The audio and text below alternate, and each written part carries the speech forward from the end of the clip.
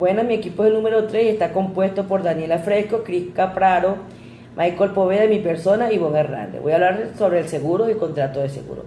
El seguro puede definirse como una operación económica con la cual, mediante la contribución de muchos sujetos, igualmente expuestos a eventos económicamente desfavorables, ¿verdad? Se acumula la riqueza para quedar a disposición de aquellas personas a las que se le presente la necesidad. En este caso vendría siendo el siniestro.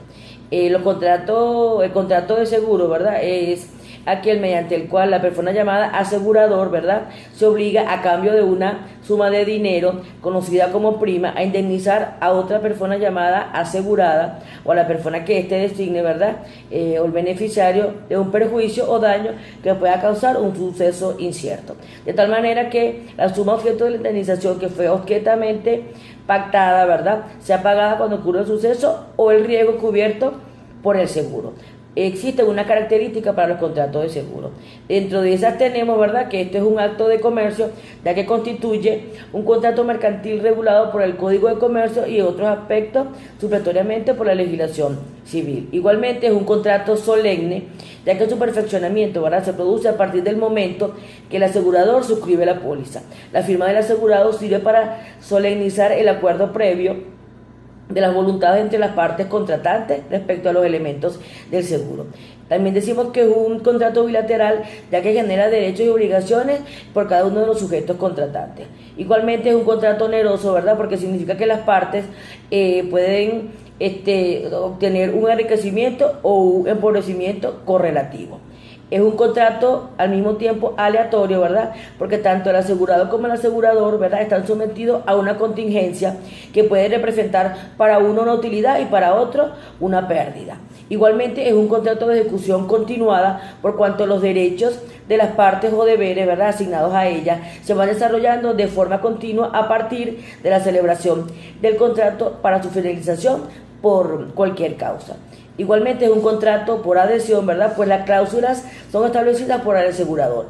No pudiendo el asegurado discutir su contenido, tan solo puede aceptar o rechazar el contrato impuesto por el asegurador.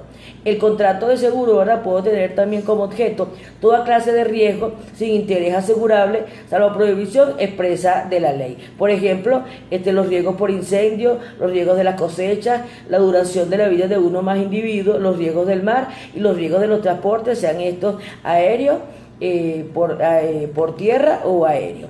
Dentro de los elementos del contrato nos encontramos que están el interés asegurable, el riesgo asegurable, la prima y la obligación del asegurado de indemnizar.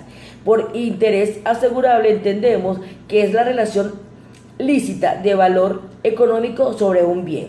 Cuando esta relación se haya amenazada por un riesgo, es un interés asegurable.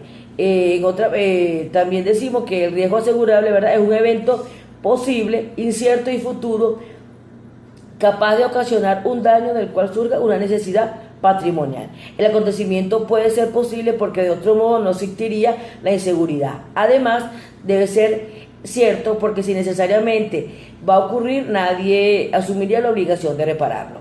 En el caso de la prima, ¿verdad?, es otro de los elementos indispensables dentro del contrato de seguro y constituye la suma de dinero que debe pagar el asegurado a efecto de que el asegurador después tenga la obligación de resarcir las pérdidas y los daños que ocasione el siniestro en caso de que éste se produzca.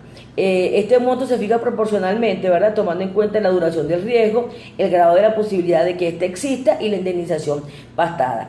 Y en cuanto a la obligación del asegurador, ¿verdad?, de indemnizar, este elemento representa la causa de obligación que asume el asegurado de pagar la prima correspondiente, debido a que éste se obliga a pagar la prima porque aspira que el asegurador asuma el riesgo y cumpla con pagar la indemnización en caso de que el siniestro ocurra. Existen también unos sujetos, ¿verdad?, del contrato de seguro. Estos sujetos son el asegurador, que en este caso es la empresa de seguro, el asegurado y el beneficiario.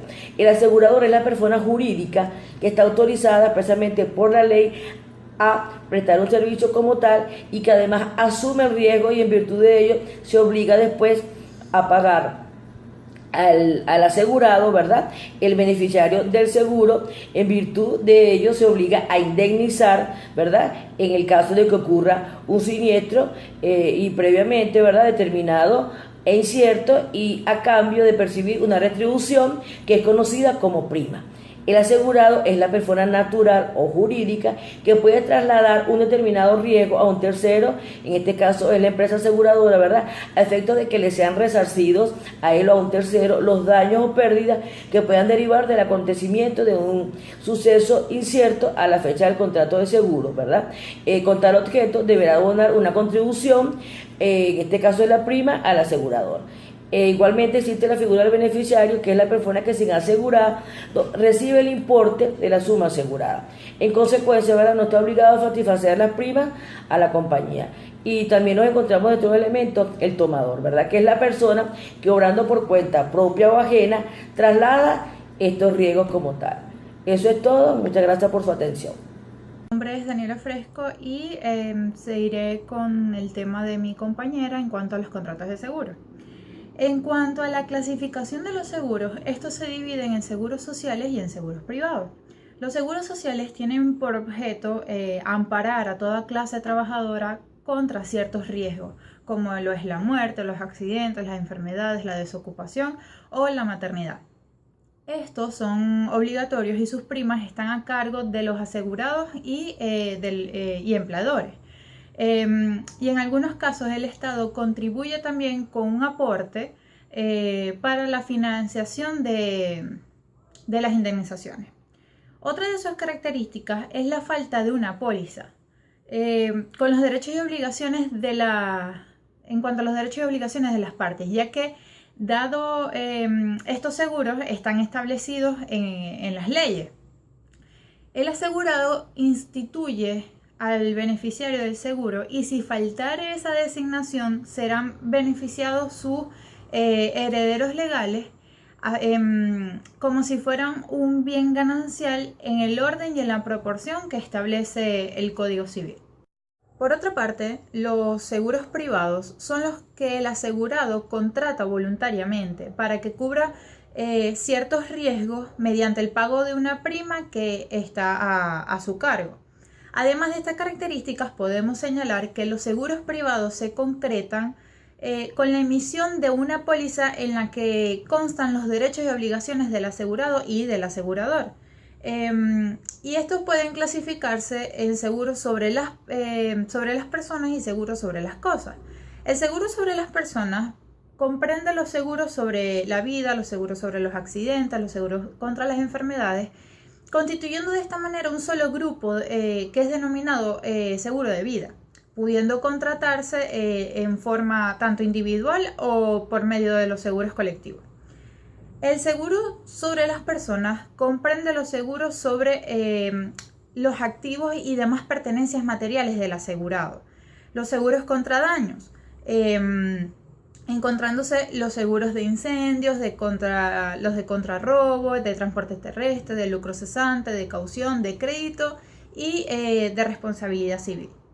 Existen distintas clases de seguros, teniendo seguros de intereses que pueden ser por el objeto, que siendo sobre el bien determinado o sobre todo el patrimonio, o por la clase de interés asegurado, que puede ser el interés sobre el interés capital y el interés de la ganancia, como también los seguros de las personas, que pueden ser en sentido estricto, es decir, seguros sobre la vida humana, en donde tenemos el caso de la muerte, supervivencia, entre otras, y en sentido amplio en cuanto a los seguros que cubren un acontecimiento que afecta a la salud o a la integridad corporal.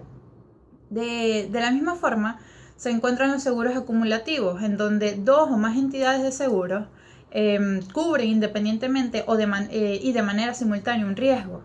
También el seguro a todo riesgo, el seguro colectivo, que es el que cubre mediante un solo contrato múltiples asegurados que integran una colectividad: el seguro de accidentes, el seguro de asistencia de viajes, seguro de automóviles, seguro de enfermedad, seguro contra incendios, seguro de personas, contra robos, transportes y el seguro de vida. Cuando hablamos de una póliza de seguro, este es el instrumento escrito en el cual constan las condiciones del contrato y puede emitirse a la orden o al portador, salvo en los seguros de personas que este ya es nominativa.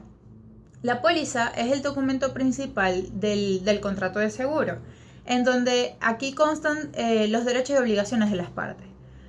Por otra parte, para evitar hacerse cargo de todos los riesgos, las compañías aseguradoras recurren al reaseguro. Es decir, que pagan una prima a otra empresa de seguros para que ésta cubra parte del riesgo. Entonces, al reasegurar parte del riesgo, la empresa aseguradora garantiza la disponibilidad de fondos para hacer frente a las indemnizaciones, pudiendo la aseguradora asegurar los riesgos asumidos.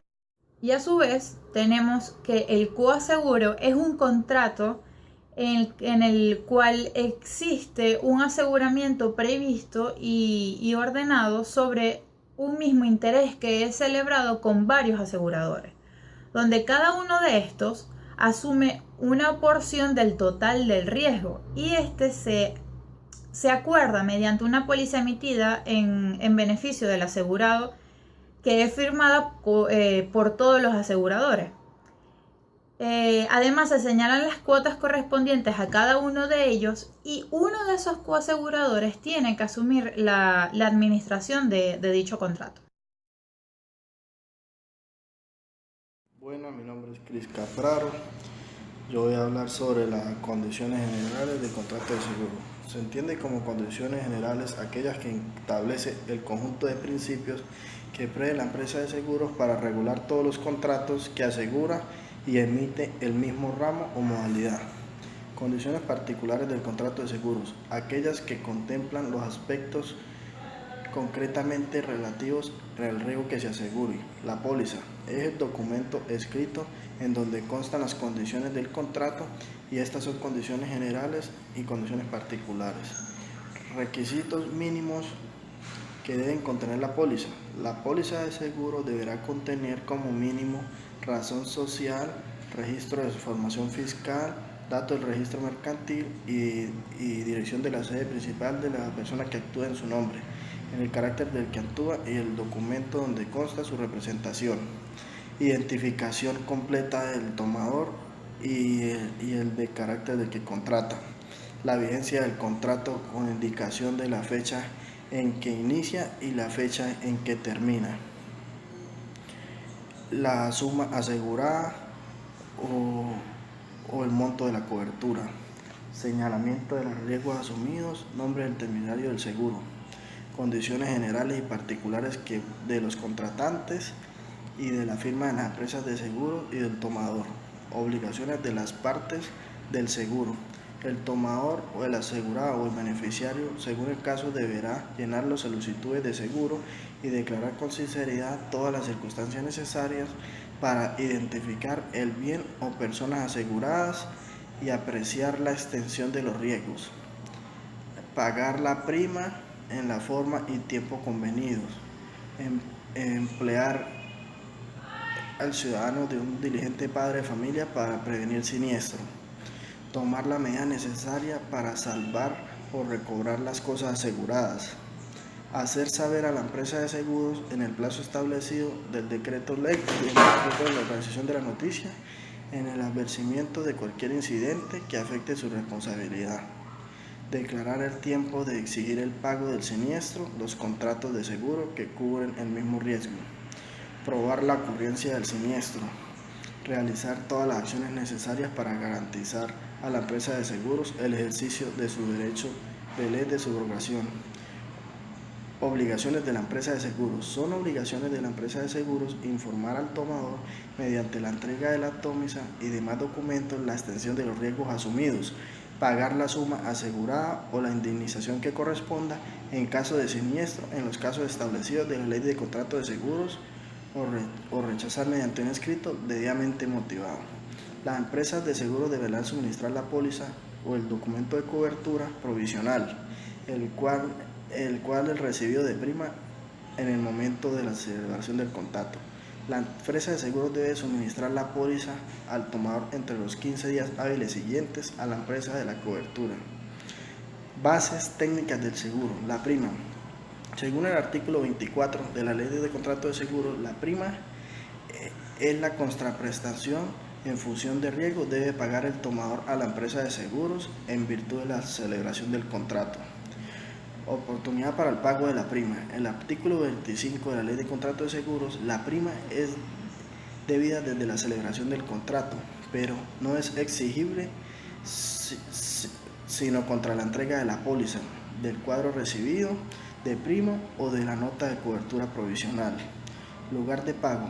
El artículo 26 de la Ley de Contrato de Seguros, si la póliza no es celebrada en ningún lugar de pago de la prima, se entenderá que éste ha de hacerse en el domicilio del tomador.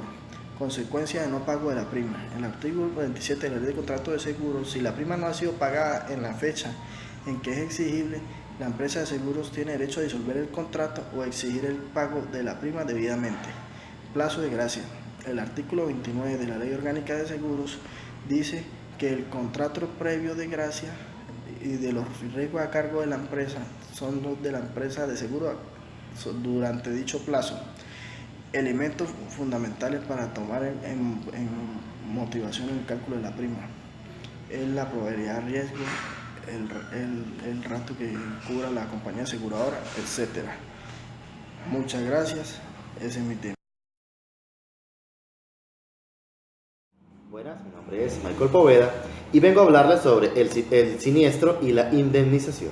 El siniestro, según el artículo 37, es el acontecimiento futuro e incierto del cual depende la obligación de indemnizar por parte de la empresa de seguros. Si el siniestro ha continuado después de vencido el contrato, la empresa de seguros responde por el valor de la indemnización en los términos del contrato, pero se inicia antes de la vigencia de la empresa de seguro y continúa después de los riesgos que hayan principiado a correr por cuenta de la empresa de seguros que queda relevada su obligación de indemnizar.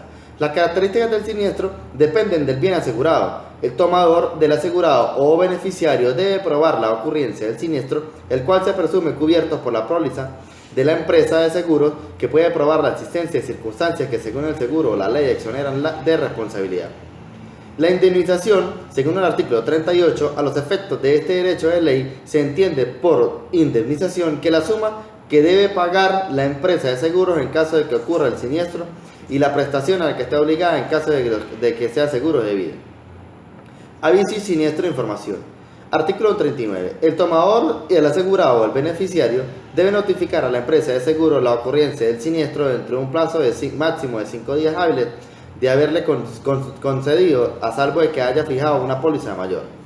El tomador del asegurado o beneficiario debe además dar a la empresa de seguros toda clase de información sobre las circunstancias y consecuencias del siniestro.